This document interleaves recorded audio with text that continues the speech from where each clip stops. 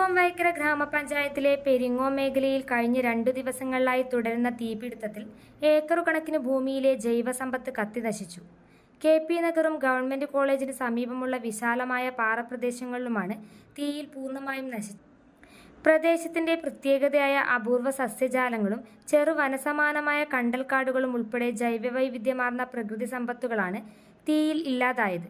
പക്ഷികളും ചെറുജീവികളുമടങ്ങിയ ജൈവവൈവിധ്യത്തിനും ഈ തീപിടുത്തം വലിയ ആഘാതമുണ്ടാക്കിയതായി നാട്ടുകാർ പറയുന്നു. തീപിടുത്തം ശക്തമായ കാറ്റിന്റെ സഹായത്തോടെ വേഗത്തിൽ പടർന്നതോടെ നിയന്ത്രണം പ്രയാസമായി. പെരിങ്ങോം ഫയർഫോഴ്സും നാട്ടുകാരും ചേർന്ന് മണിക്കൂറുകളോളം നടത്തിയ പരിശ്രമത്തിനൊടുവിലാണ് തീ നിയന്ത്രണ വിധേയമാക്കാൻ കഴിഞ്ഞത്. ചില സ്ഥലങ്ങളിൽ തീ വീണ്ടും പടരാതിരിക്കാനായി ജാഗ്രത തുടരുകയാണ്. വിഷുവിനോടനുബന്ധിച്ച് പടക്കം പൊട്ടിക്കുന്നതിനിടെ തീപ്പൊരി വീണ് വരണ്ട പുല്ലിനും ചെടികൾക്കും തീപിടിച്ചതാകാമെന്നാണ് പ്രാഥമിക നിഗമനം. വരണ്ട കാലാവസ്ഥയും ശക്തമായ ചൂടും തീ വേഗത്തിൽ വ്യാപിക്കാൻ കാരണമായതായി വിലയിരുത്തുന്നു. ഇതാദ്യമായല്ല ഈ പ്രദേശത്ത് ഇത്തരത്തിലുള്ള തീപിടുത്തം ഉണ്ടാകുന്നത്. ഓരോ വർഷവും ആവർത്തിക്കുന്ന ഇത്തരം സംഭവങ്ങൾ പ്രദേശത്തിന്റെ പരിസ്ഥിതി സമത്വത്തെ ഗുരുതരമായി ബാധിക്കുന്നതായി നാട്ടുകാർ ചൂണ്ടിക്കാണിക്കുന്നു.